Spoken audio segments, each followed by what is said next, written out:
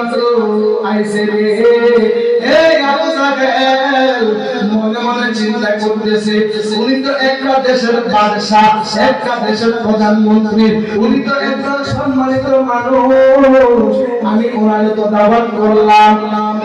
এবার আবু জাহেল একটা ডাক দিয়া কয়, এবার আবু জাহেল ডাক দিয়া কয়, উনি তো একজন সম্মানিত মানুষ, ওনাকে তো সাদা সাদা চেয়ারের মধ্যে বসানো যাইতো না, আমি দুইটা চেয়ার বানাবো।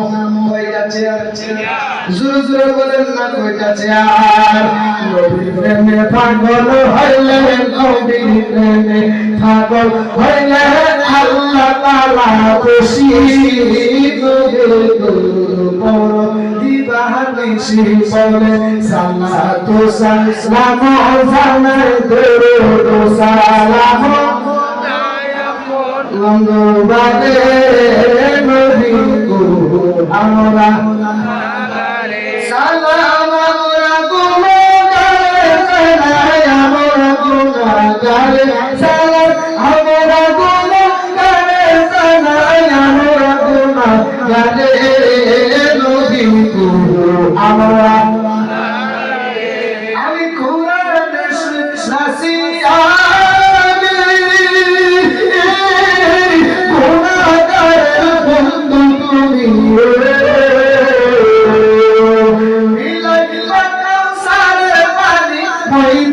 হাসরে বলেন বিলাই বাকার সারে বানি ময়দান হাসরে নবী গো আমরা বলেন সালাতু সালাম জানাই দরুদ সালাম জানাই আবদুল বলে নবী গো আমরা।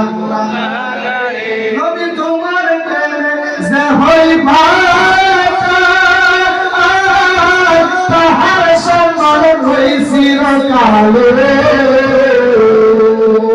প্রলয় আসে হযরত লাল পানে সাপ্রেমের রশি নদে তোর দিবানিশি চলে সালাতু সালাম জানাই দরুদ সালাম জানাই ওরে নবী গো আমরা।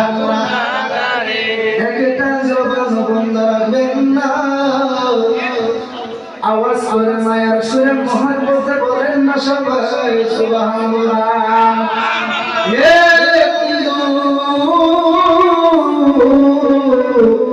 এবার আবু জাহেল মনে মনে চিন্তা করতেছে, আমি দুইটা চেয়ার বানাবো, একটা চেয়ার হলো স্বর্ণের চেয়ার, আরেকটা চেয়ার হলো রূপার চেয়ার।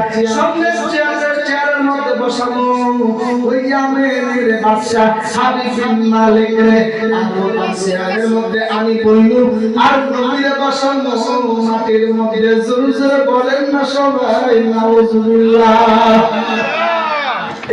এ কেমন নবী আমার, হায়রে নবী নবীর বাবা,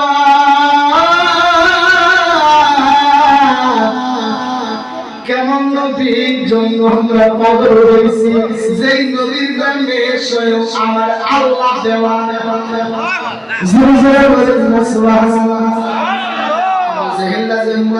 চিন্তা করতেছে, স্বর্ণের চেয়ারের মধ্যে হাবিব বিন মালিকের বসাইব, রূপার চেয়ারের মধ্যে আবু জাহেল বইব, নবীরে বসাইবে মাটির মধ্যে।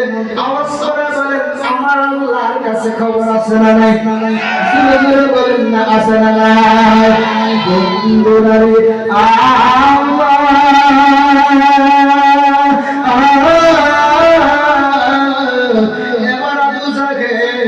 এরকম ভাবে দুইটা চেয়ারের অর্ডার করলেন। সুবহানাল্লাহ বলেন। দুইটা চেয়ারের অর্ডার কইরা তিনি বাহাসের জন্য তিনি আয়োজন সাজাইছে। ওই দিক দিয়া আমার নবীজি